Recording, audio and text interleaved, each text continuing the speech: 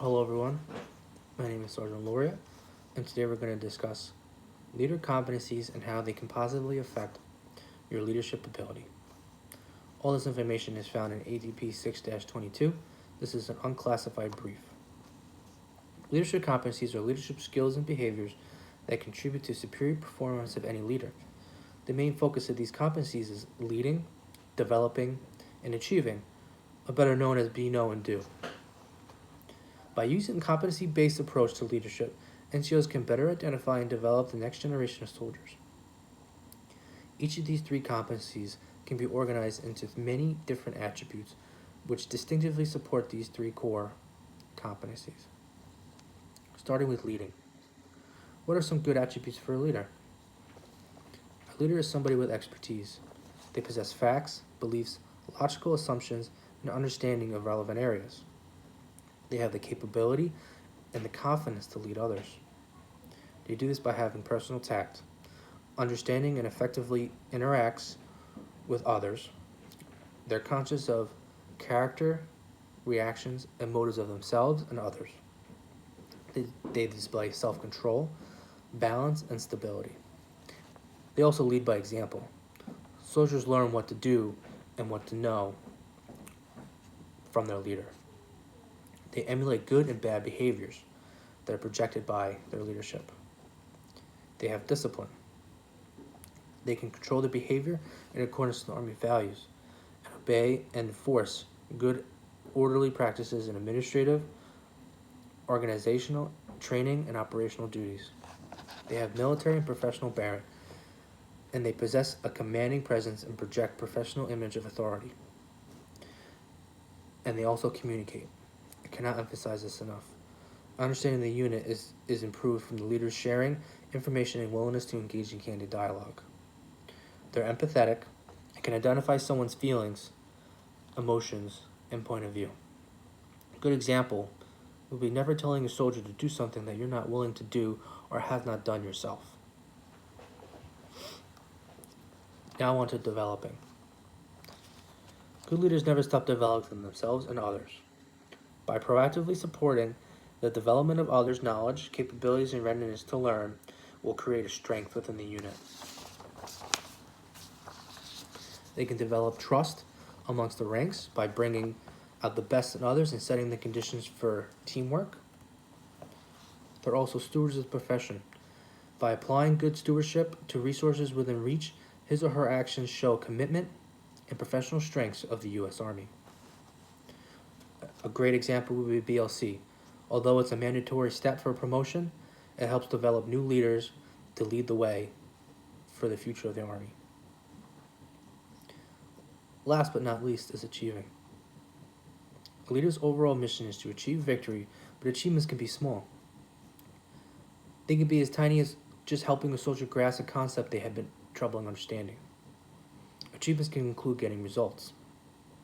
They get the job done with appropriate adjustments and optimal application of manpower available. They can provide direction, guidance, and clear priorities for their team. They can develop, execute plans for accomplishing missions and tasks, anticipating what needs to be done, managing the resources, and conducting the necessary actions. And lastly, they constantly accomplish the mission and continuously identify strengths and correct weaknesses within the team. In summary, these leadership skills are developmental behaviors that contribute to the performance of the NCO. By continuously practicing these core leadership competencies, not only will the leader develop themselves, but the unit as a whole. By providing direction, guidance, and clear priorities that improve guiding teams, it will not only develop everyone in the unit, but yourself as well. Following these leadership competencies will help any new or seasoned leader with executing plans for accomplishing missions and tasks, anticipating how to carry out a mission, management, and conducting necessary training. Accomplishing these missions consistently and ethically is the main task of all leaders, and the Army provides a solid foundation for these soldiers to succeed. Now, before we continue, I'd like to share a story And I believe that it gives a clear guidance on how to be a leader and what not to do as a leader. So here we go. Over 200 years ago, a man in civilian clothes rode past a small group of tired and battle-weary soldiers.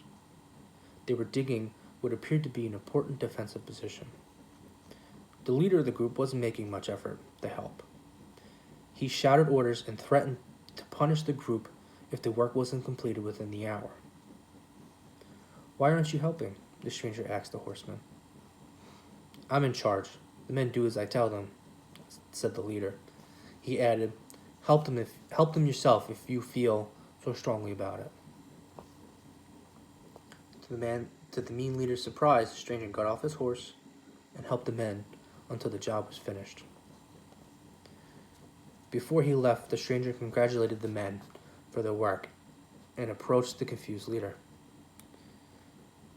"You should notify top command next time your rank prevents you from supporting your men, and I will provide a more permanent solution," the stranger said. Up close, a now humble leader recognized General George Washington and was taught a very valuable lesson that he will never forget. Now, this is a pretty good example of what a good leader does and what a bad leader does. Here we have General George Washington, not in uniform, walking up on a bunch of soldiers that are his, and he gets off his horse and he leads them and helps them achieve their goal. Meanwhile, you have the mean leader, as described in the story, just standing there and barking orders and throwing out some threats. I think everyone in this classroom should strive to be like General George Washington in this story.